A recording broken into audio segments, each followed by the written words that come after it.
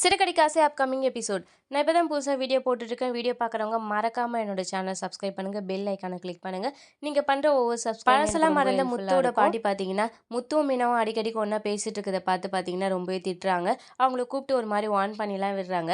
ஆனாலும் அதுக்கப்புறமும் பார்த்தீங்கன்னா முத்துவும் மீனாவும் பார்த்தீங்கன்னா நைட்டு தனியாக மாடியில் பார்த்தீங்கன்னா 2 பேரும் பார்த்தீங்கன்னா மீட் பண்ணி பேசிகிட்டு இருக்காங்க. இவ்வளோ சவாரி ஓடிச்சு எனக்கு, அதனால இவ்வளோ கேஷ் கிடச்சிது அப்படின்ற மாதிரி முத்து சொல்லிட்டு இருக்காரு. மீனாவுமே பார்த்தீங்கன்னா எனக்குமே இந்த வாட்டி நிறைய காசு வந்திருக்குங்க, எனக்கு வர வேண்டிய பாக்கிலாம் கூட வந்துருச்சு, நம்ம சீக்கிரமே ரூமை கட்டிடுவோம் அப்படின்னு சொல்லிட்டு 2 பேருமே சந்தோஷமாக பேசிகிட்டு இருக்கும்போது பார்த்தீங்கன்னா 2 பேருமே ஹக் பண்ணி பேசிகிட்டு இருக்காங்க. அந்த சமயம் கரெக்டாக முத்துவோட பாட்டி வந்துடுறாங்க. முத்துவோட பாட்டி வந்துட்டு பார்த்தீங்கன்னா மீனாவை ரொம்பவே திட்டுறாங்க. ஏய் மீனா, உனக்கு கொஞ்சம் கூட வெக்கமாவே இல்லையா? ஒரு ஆம்பளை பையனை போய் கட்டி பிடிச்சி பேசிகிட்டு இருக்க, இதுதான் நீ இருக்கிற லட்சணமா அப்படின்னு சொல்லிட்டு கண்டமரியாக மீனாவை திட்டுறாங்க. மீனாக்கு மூஞ்சே மாறிடுது. பாட்டிக்கெல்லாம் மறந்துச்சுன்னு தெரிஞ்சாலும் அவங்க பேசுகிற பேச்சு மீனாவை ரொம்பவே ஹர்ட் பண்ணுது. முத்துவுமே ரொம்பவே ஹர்ட் பண்ணுது. மீனா என்ன சொல்கிறதுன்னு தெரியாமல், இல்லை பாட்டி இனிமேல் இது மாதிரி பண்ண மாட்டேன், இது மாதிரி நடக்காது அப்படின்னு சொல்லிட்டு பார்த்தீங்கன்னா அங்கேருந்து போயிடுறாங்க. அதுக்கப்புறம் மறுநாள் பார்த்தீங்கன்னா பாட்டி பார்த்தீங்கன்னா அண்ணாமலை கிட்ட, இல்லை அண்ணாமலை, இங்கே நடக்கிறது எதுவுமே சரியில்லை, நம்ம வார்ன் பண்ணி விட்டதுக்கப்புறமும் இவங்க 2 பேரும் நேற்று யாருக்கும் தெரியாமல் மாடியில் ரகசியமாக பேசிகிட்டு இருக்காங்க. அதுவும் எப்படி தெரியுமா, கட்டி பிடிச்சி பேசிகிட்டு இருக்காங்க அண்ணாமலை. இதை நான் என் கண்ணால் பார்த்தேன். கேட்டால் அதெல்லாம் ஒன்றும் இல்லை, தெரியாமல் பண்ணிட்டோம், இதுக்கப்புறம் நடக்காதுன்னு சொல்கிறாங்க. இது இப்படியே விட்டோம்னா நம்ம கையை மீறி போயிடும் அண்ணாமலை.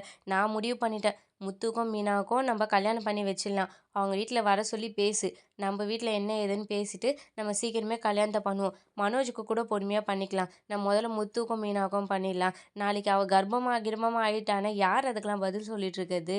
அதனால டீசெண்டாக நம்மளே முன்னாடியே பண்ணி வச்சிருவோம் அண்ணாமலை அப்படின்னு சொல்கிறாங்க. முத்துக்கும் மீனாவுக்கும் என்ன சொல்கிறதுனே தெரியல. மீனா ஒரு பக்கம் சிரிக்கிறாங்க.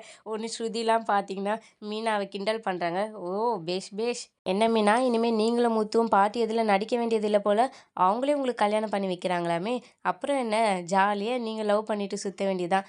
எங்கள் கதை தான் என்னன்னு தெரியல அப்படின்னு சொல்லிட்டு பார்த்தீங்கன்னா ஸ்ருதி பார்த்தீங்கன்னா ஒரு மாதிரி கிண்டல் பண்ணுறாங்க.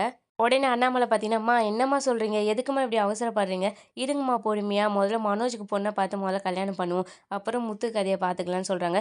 இல்லை இல்லை அண்ணாமலை, அவன் போகிற போக்கே சரியில்லை, அதுக்கப்புறம் நம்ம குடும்பம் மானமே போயிடும், நம்மளுக்கு தான் அசிங்கம், அதனால் நான் சொல்கிறத கேளு, முதல்ல இவங்க 2 பேருக்கும் கல்யாணம் பண்ணிடலாம், அந்த பொண்ணு வீட்டில் நீ வர சொல்லி நம்ம பேசிடுவோம். ஏய் விஜயா, என்னடி நான் சொல்கிறதெல்லாம் உனக்கு புரியுதா?